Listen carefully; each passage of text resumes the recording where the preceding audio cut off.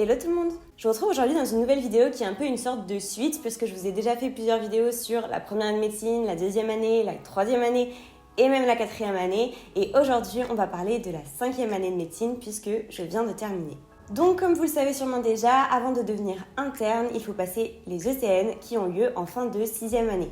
Donc la cinquième année, c'est une année assez charnière puisque en même temps, on n'est plus les petits nouveaux de l'externat, on a passé la quatrième année, donc on en attend un petit peu plus de nous, on n'a plus trop le droit à l'erreur. Et en même temps, de l'autre côté, on voit les ECN et la sixième année arriver très vite, donc ça met une double pression. Alors je sais que dans beaucoup de facs de médecine en France, le programme des ECN est vu entre la quatrième et la cinquième année, du moins la majorité. Et en sixième année, c'est plus que de la révision. Alors qu'à Bordeaux, on a encore quelques polycopiés, donc référentiels. Si vous ne savez pas trop de quoi je parle avec les ECN, sixième année, je vous invite à aller voir ma vidéo sur la quatrième année de médecine où j'explique vraiment bien tout cet aspect-là. Et je reprends un peu toutes ces notions sur les études de médecine. Donc je disais, nous, en fin de cinquième année, on n'a pas fini tout le programme des ECN. Il nous restera en sixième année à voir quelques polis comme la réanimation, la gériatrie, santé publique et thérapeutique, il me semble. Je crois que c'est les 4 qui nous restent à faire. Et sinon, on a quand même fait la majeure partie en quatrième et cinquième année. Et en fait, en réalité, vu que nos examens de sixième année sont très tôt dans le semestre, on va devoir bosser ces polis un peu avant la sixième année, donc on clôture finalement assez tôt le programme quand même. Mais du coup, on va commencer par parler de quels cours j'ai eu en cinquième année. Bon, bien sûr, j'avais oublié d'aller les chercher, donc j'ai dû faire un aller-retour. J'espère que j'en ai pas oublié. Hey, je vous coupe quelques secondes dans le visionnage de cette vidéo pour vous parler d'un truc qui me tient particulièrement à cœur. Vous ne le savez peut-être pas, mais je pense que quand vous aurez regardé cette vidéo, ça sera déjà sorti. Mais j'ai créé un compte Instagram où j'ai décidé de vous partager un peu plus mon quotidien. Et je vais surtout vous partager beaucoup ma sixième année, donc la D4. Comme ça, je pourrais vous montrer au quotidien comment je me prépare pour les ECN. Et aussi, j'ai l'intention de vous partager plein de petites fiches de cours, de conseils, tout ce que vous voulez savoir sur moi sera sur ce compte Instagram dédié spécialement à la médecine. Vous savez que j'ai aussi un autre compte Instagram perso. Vous pouvez aussi aller me suivre là-dessus. Mais c'est vrai que je partage peut-être un peu moins de médecine pure dessus.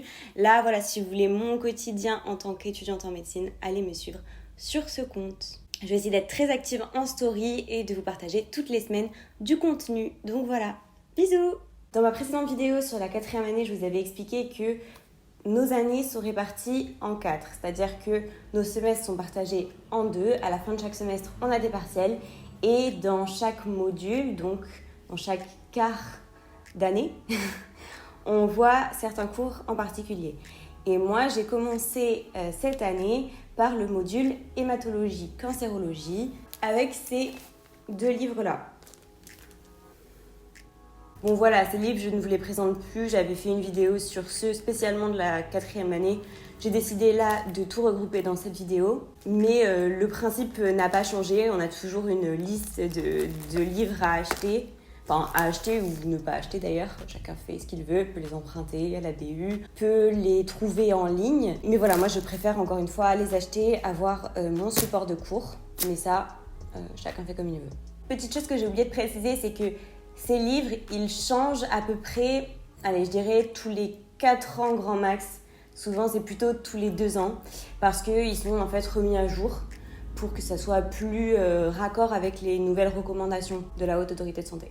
Donc là, les livres que je vous présente ne seront peut-être pas ceux que vous aurez, peu importe l'année dans laquelle vous vous trouvez. Et surtout qu'avec la nouvelle réforme qui arrive, ils font des livres un petit peu différents. Je pense que je vous ferai peut-être une vidéo sur cette réforme, mais dans ce cas-là, dites-moi dans les commentaires si ça vous intéresse. Ensuite, deuxième partie que j'ai eue à la fin du premier semestre, c'était le module qu'on appelle MIDI, avec maladies infectieuses, médecine interne et dermatologie. Et donc je vous passe rapidement les livres qu'on a dû utiliser pour ce module. Après les partiels du premier semestre, j'ai enchaîné sur le module mère-enfant qui en fait regroupe la pédiatrie et la gynécologie obstétrique. Là, je vais les prendre à 2 mains parce que, accrochez-vous, ce sont de belles briques.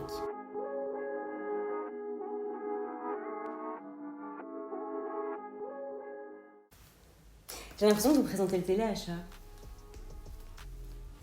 Et enfin, au deuxième semestre, vers la fin, j'ai eu la néphrologie et l'urologie.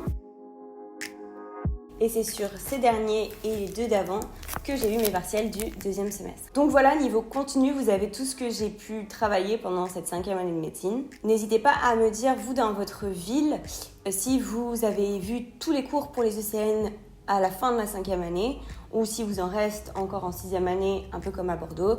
Voilà, n'hésitez pas à me dire, comme ça j'aurai un peu une idée de où exactement on fait différemment. Ça m'intéresserait de le savoir. Et je pense que ça peut intéresser des gens qui regardent. Je ne vous ai pas précisé, mais on avait des cours donc, qui ont été surtout distanciels cette année, forcément, au vu du contexte. Mais on n'avait pas que les polis. C'est vrai que je ne l'ai pas précisé, mais on a aussi des cours organisés par la fac. On a évidemment toujours les conférences le soir. Donc ça, pareil, je vous ai fait toute une vidéo entière là-dessus. Donc si c'est quelque chose qui vous intéresse, je vous invite à aller la voir, les conférences d'internat. Pour se préparer aux ECN. Donc maintenant que je vous ai présenté le contenu de cette 5e année, je vais vous parler des stages que j'ai eus pendant cette année. Pendant le premier module hémato-cancérologie, je suis allée dans un stage de cancérologie digestive. Donc c'est plutôt pas mal parce que moi je n'avais pas fait de stage en Dige et ça m'a permis de voir un peu des deux. C'était un bon stage, j'ai appris beaucoup de choses.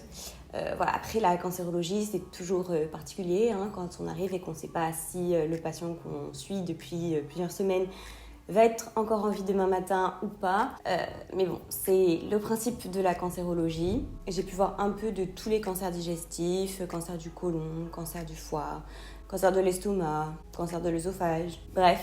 Mais j'ai pu aussi aller assister à des coloscopies, voir des consultations. Donc voilà, c'était très sympa. Ensuite, pendant le deuxième module, donc maladie 1, dermato, médecine interne, je suis allée en médecine interne. Ce que j'ai beaucoup aimé, c'est que ça m'a permis de voir des choses très variées, notamment de l'hématologie que j'avais pas vu dans le module précédent vu que j'étais allée en cancérologie. Donc voilà, ça m'a permis de voir cette partie hémato. En plus de tout le reste de la médecine interne. Et ce qu'il y a de bien avec cette spécialité, c'est qu'on voit un peu de toutes les spécialités. Donc voilà, vraiment très complet, très intéressant. J'ai beaucoup aimé. Après arrive février, début du deuxième semestre. Et là, je pense que ça a été mon meilleur stage de tous les temps. Enfin, en tout cas, j'ai vraiment adoré la gynécologie. C'est ce que j'ai choisi entre gynéco et pédia. Je sais pas si c'était le stage en lui-même qui était vraiment très bien ou si c'est plutôt que j'ai beaucoup aimé cette spécialité. Le stage en lui-même n'était pas non plus exceptionnel, mais je pense que quand on aime la spécialité dans laquelle on fait ce stage, forcément ça rend le tout beaucoup plus agréable et beaucoup plus sympa. Enfin, quand on se lève et qu'on a envie d'aller en stage, c'est toujours mieux que d'y aller à reculons. Voilà, très bonne découverte en tout cas. Et pour le dernier module, le module de néphro-uro, je suis allée chez un médecin généraliste. Enfin, en vrai, plutôt chez 2 médecins généralistes. Et ce stage était plutôt cool, même très cool. Mais j'ai pas appris grand chose. Ensuite, j'aimerais vous parler maintenant des gardes. Donc les gardes, ça n'a pas trop changé par rapport à l'année d'avant. C'est toujours attribué de façon aléatoire, enfin en fonction du terrain de stage dans lequel on est. Donc comme je vous l'avais dit, nous on a un total de 25 gardes à réaliser. Et ce que j'ai fait, la stratégie en tout cas que j'ai voulu faire, c'est de finir mon quota de garde assez vite. Donc moi c'est vrai que j'en ai fait beaucoup en 4e année et là il me restait quelques-unes à finir. En 5e année, j'en ai même fait plus que ce que je devrais. Faut quand même voir des choses et apprendre parce que je trouve qu'en garde, on apprend beaucoup. Et donc comme ça, en 6e année, ce sera plus quelque chose dont j'aurai à me soucier. Je sais que j'aurai fait mon quota et que j'aurai pas besoin d'en faire plus. Si j'ai envie pour apprendre ou que c'est des terrains nouveaux que je connais pas et que j'ai envie de découvrir, j'y irai. Mais voilà, si je vois que ça me prend trop de temps et que je préférerais réviser ce soir-là plutôt que d'aller en garde, je pourrais toujours échanger. Et je trouve que c'est moins anxiogène que de se dire oh là là, j'ai pas fini mon quota, faut que je me dépêche, j'ai encore une dizaine de gardes à faire. Moi j'ai voulu faire tout au début et comme ça maintenant je suis tranquille. Cette année il y avait aussi encore des options en termes de cours. Je crois qu'il y avait l'option hypnose, des options sur la cancérologie, différents sujets. Je vous avoue que je ne me suis pas trop renseignée sur ce que faisait ma fac parce que, étant donné que j'ai été tutrice pour les PACES, on peut grâce à ça éviter d'avoir une option en plus en 5e année. Donc je n'ai pas eu d'option supplémentaire avec d'autres cours que ceux que vous voyez juste là. Et donc voilà, c'est tout ce que j'avais en termes de cours pour cette année. Maintenant, j'aimerais vous faire un petit point un petit peu sur la pression par rapport à cette année-là. Moi, la 5e année, je pense que c'est l'une des années que j'ai trouvé la plus difficile. Alors oui, c'est pas la PACES, c'est pas la PASS, c'est pas la première année, c'est pas la 6e année non plus. Mais je l'ai trouvée difficile, déjà par cette double pression dont je vous ai parlé au début, avec le fait qu'on sent qu'il y a les ECN qui arrivent. On passe aussi sur des cours qui sont plus difficiles, je trouve, par rapport à la 4e année. En tout cas, dans ma fac, c'était réparti de la sorte, à ce que ce soit plus difficile, je trouve, en 5e année. Et voilà, c'est vrai qu'on en attend un peu plus de nous. Il y a toujours des moments où le moral fait comme ça. Et globalement, c'est une année qui se passe plutôt bien, hein. C'est juste qu'on approche de la fin, on sent les ECN arriver. Et ça rajoute un stress en plus, le fait que ça soit assez difficile. Moi, je sais que la période de la fin du premier semestre, qui tombe en plus vers novembre-décembre, où de base on a rarement un moral au top, bah, ça a été un peu compliqué parce que moi c'est les cours que j'ai trouvé les plus difficiles de toutes mes années de médecine.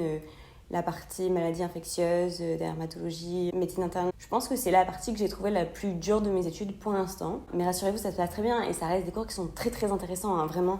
Je sais que je parle souvent beaucoup des aspects négatifs, hein, mais voilà, si je suis là aujourd'hui, c'est parce que ça me plaît beaucoup d'apprendre tout ça. Et je pense que quand on est en médecine, il faut avoir cette envie d'apprendre, cette envie de découvrir des choses, cette curiosité finalement. Et voilà, je pense que je vous ai à peu près tout dit. Si j'ai oublié de vous parler de certains détails, n'hésitez pas à me poser la question en commentaire, à me dire toujours en commentaire s'il y a d'autres vidéos que vous aimeriez que je tourne. Et sinon, je vous dis à bientôt dans une prochaine vidéo. Bye!